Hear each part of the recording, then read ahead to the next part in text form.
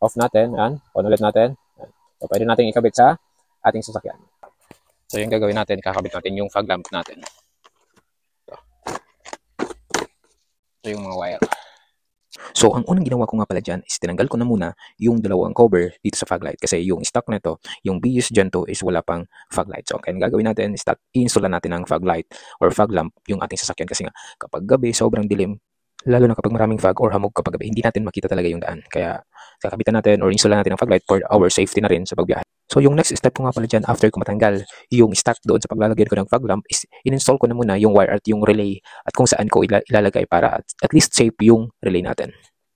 At syempre, kakabitan natin yung left part ng ating fog lamp. So, ito dito natin kakabit sa left side. So, hindi tayo pwede magkamali kasi may markings naman po siya na L, meaning, ibig sabihin, nasa left side.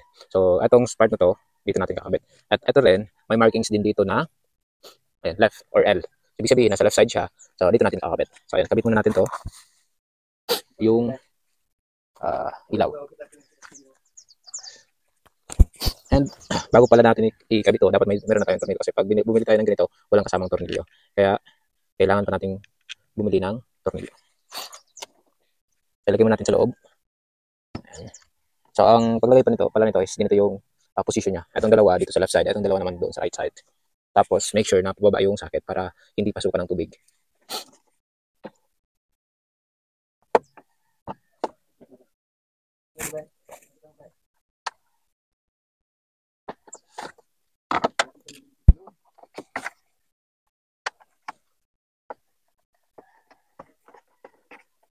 Yun lang.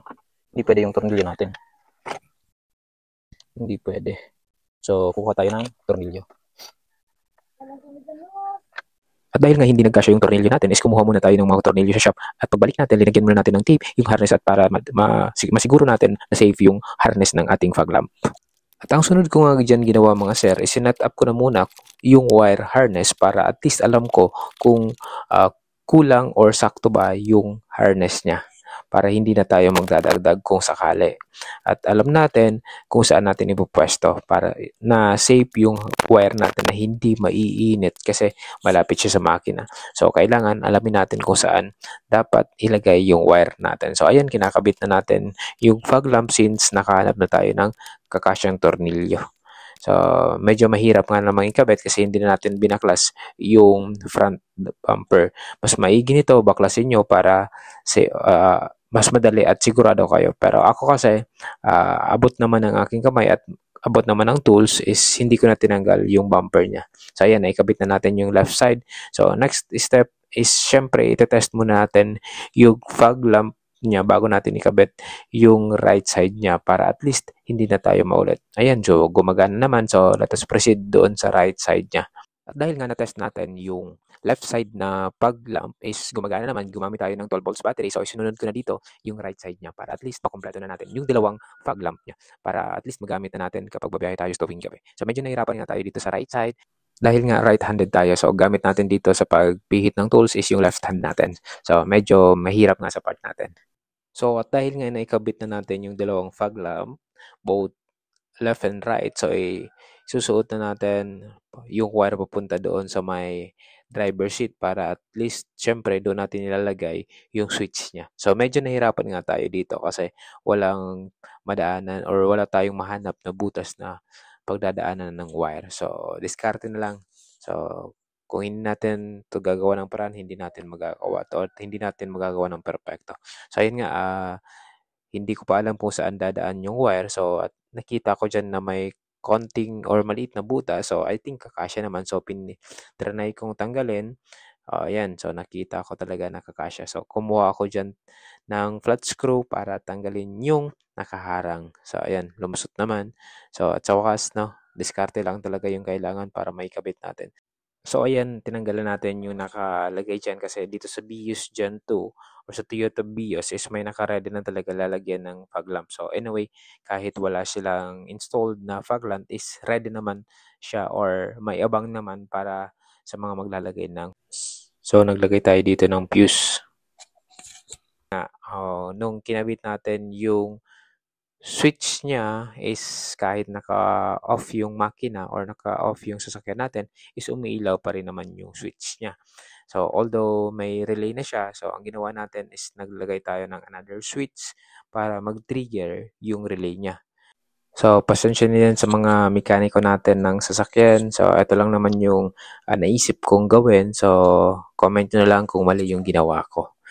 Para at least mabago ko at walang masira. So, anyway, sa tingin ko, okay naman yung ginawa ko kasi may both relay naman siya and linagyan ko naman din siya ng fuse para kung sakali magkaroon ng shortage, so yung fuse una yung masisira. And so ayan no, tapos na natin ikabit yung negative and positive wire niya. So pwede natin i-try yung ating ikinabit na fog lamp. So ang ginawa ko dito is tinape ko na muna yung mga wire ng relay at dalawang fuse na ginamit ko para at least magandang tingnan at organized dito sa may engine bay. So itatago natin yan para malinis tingnan yung ating gawa. Bali, naglagay nga pala tayo dito ng double switch. So, itong hawak ko is yan yung kapag in-on natin, magti-trigger yung positive doon sa relay at mag-iilaw tong switch. So, ayan, kapag pinindot natin, iilaw siya. Pero kapag naka-off tong hawak ko, is hindi yan iilaw at hindi yan gagana yung fog lamp natin. So, bali, diskarte na lang kasi kapag napansin ko kanina, kapag walang separate switch yung trigger natin ng positive is laging nakailaw kahit naka-off yung makina or yung sasakyan natin. Yung iba ginagawa dito is linalagay doon sa mga fuse. Kasi kapag in-on yung ilaw, yung headlight, saka naman siya magti-trigger yung positive doon sa relay. Saka natin magagamit. So, ang naisip ko, what if gusto ko lang gamitin yung fog lamp, ayaw kong gamitin yung headlight. So, hindi ko siya magagamit. So, ang ginawa kong diskarte is naglagay na lang ako ng separate switch at linagyan ko rin to ng separate na fuse para kung sakali magka-problema is yung fuse yung unang masisira. So, diskarte na lang talaga. So, shout out po no sa mga magko-comment diyan, comment niyo na lang po. Pasensya na po kasi baguhan lang tayo dito sa ganitong gawain. So, DIY na lang tayo kasi kaysa magbabayad pa tayo ng labor is mahal nga naman talaga yung labor sa 4-wheel. So, kaya naman natin DIY lang. So, wala namang masama kung magta-try tayo, di ba? Kasi kapag hindi tayo nag-try is hindi tayo matututo. Lagi na lang natin iasa yung mga kaya naman natin gawin. So, shout out po sa ating lahat. So, anyway, yun, nagawa naman natin. Papakita ko sa inyo yung outcome ng ating DIY. So, bali, ito pala yung outcome ng ating ginawa. So, ayan, sinwitch on ko, umilaw, off natin yung separate switch. So, ayan, wala yung ilaw dyan sa switch. So, i-on ko ulit, and umiilaw, pero hindi pa siya gumagana yung fog lamp. So, kapag in-on natin, yan po, lalabas yung or gagana yung fog lamp. So, ito yung purpose ko kung bakit naglagay ko ng separate switch kapag naka-off yung makina is hindi iilaw yung switch ng fog lamp. So, kapag in-on natin yung another switch or separate switch na lagay natin, tsaka gagana yung switch natin para sa fog lamp. So, ito po yung output natin. Disclaimer lang po, hindi tayo magaling or hindi tayo nagmamagaling. Yan lang po ang aking naisip na gawin para magawa ko yung DIY na paggamit ng fog lamp. Kung may mas alam kayo na magandang diskarte, paki-comment na lang po para at least maging guide ko sa mga susunod ko na gagawin at maging guide din ng karamihan. Salamat po.